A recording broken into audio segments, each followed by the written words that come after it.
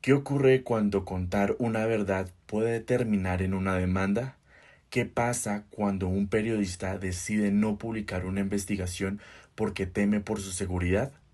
En el ejercicio periodístico, la libertad de expresión es fundamental, pero no significa que todo lo que se diga o publique esté permitido. Conceptos como injuria, calumnia, censura y autocensura plantean límites y desafíos que afectan directamente la responsabilidad del periodista.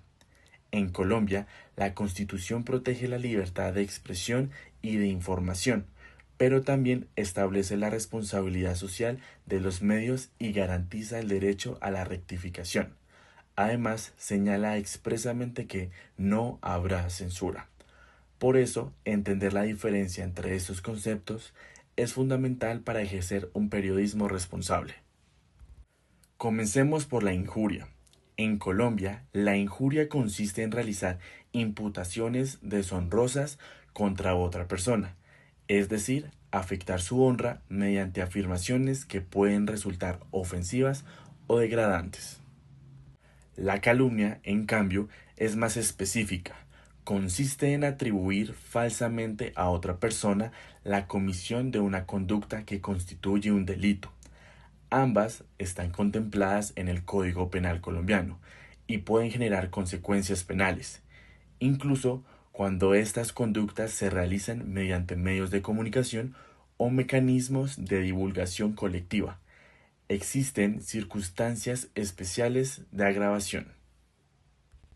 La censura ocurre cuando una autoridad, institución, grupo de poder u otro actor externo intenta impedir, controlar o condicionar la difusión de determinada información.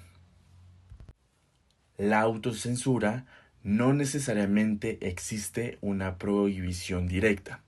Es el propio periodista quien decide callar, modificar o no publicar determinada información por miedo a consecuencias como amenazas, demandas, pérdida de empleo o presiones económicas. Y aquí aparece una diferencia fundamental. La censura silencia desde afuera. La autocensura hace que el periodista se silencie desde dentro. Un primer ejemplo actual lo encontramos alrededor de las acciones judiciales promovidas por el abogado y entonces candidato presidencial Abelardo de la Espriella contra periodistas y medios de comunicación. En enero del 2026, una investigación periodística documentó una estrategia de acciones judiciales contra periodistas, señalando que De la Espriella habría presentado numerosas denuncias relacionadas con injuria y calumnia a lo largo de los años. Más recientemente, periodistas y organizaciones como la FLIP han expresado preocupación por acciones judiciales y campañas de presión contra medios que han investigado asuntos relacionados con su trayectoria y sus vínculos profesionales. Aquí encontramos un punto importante. Una denuncia por injuria o calumnia no significa automáticamente que exista un delito. Es precisamente la justicia la encargada de determinar si una conducta cumple los requisitos legales.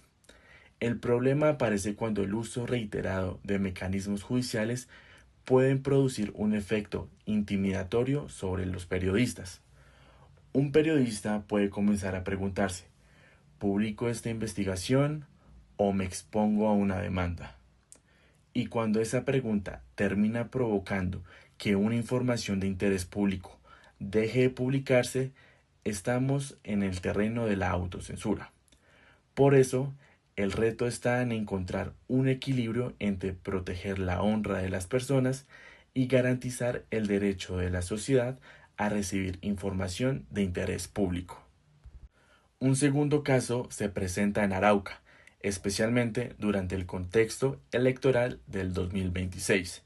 La Fundación para la Libertad de Prensa documentó que el control territorial de grupos armados, particularmente del ELN, han incrementado la autocensura entre periodistas locales. En este contexto, algunos periodistas han tenido que limitar la cobertura de determinados temas por temor a represalias.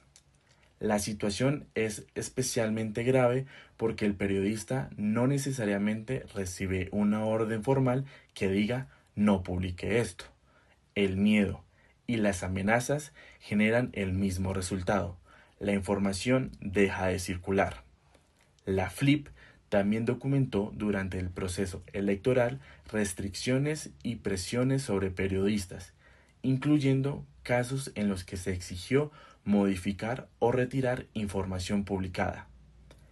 Este ejemplo demuestra que la autocensura puede convertirse en una consecuencia indirecta de la violencia, y cuando un periodista deja de investigar un tema porque sabe que puede poner en riesgo su vida, no solamente pierde el periodista, pierde la sociedad, porque pierde acceso a información relevante.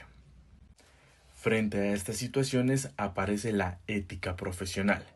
El periodista tiene la responsabilidad de verificar la información, contrastar fuentes, diferenciar hechos de opiniones y evitar acusaciones que no pueda sustentar. La libertad de expresión no significa publicar cualquier cosa, pero tampoco significa aceptar que el miedo, las amenazas o las presiones económicas determinen qué puede conocer la sociedad. Un periodista ético debe preguntarse: ¿tengo pruebas? ¿Consulté diferentes fuentes? ¿Estoy informando o simplemente estoy acusando? ¿Esta información es de interés público? Y sobre todo, ¿estoy tomando estas decisiones por responsabilidad profesional o porque alguien consiguió intimidarme? En conclusión, injuria, calumnia, censura y autocensura no son sinónimos. La injuria afecta la honra mediante imputaciones deshonrosas. La calumnia atribuye falsamente un delito. La censura busca impedir o controlar la difusión de la información. Y la autocensura ocurre cuando el propio periodista limita su trabajo por temor o presión. Los casos actuales en Colombia demuestran que esos problemas no pertenecen únicamente a los libros de derecho, hacen parte de la realidad cotidiana del periodismo. Por eso, ejercer una comunicación responsable significa defender la libertad de información, pero también asumir el deber de hacerlo con rigor, evidencia y ética, porque el periodismo responsable no consiste solamente en tener el valor de hablar, sino también en tener la responsabilidad de saber qué, cómo y por qué decirlo.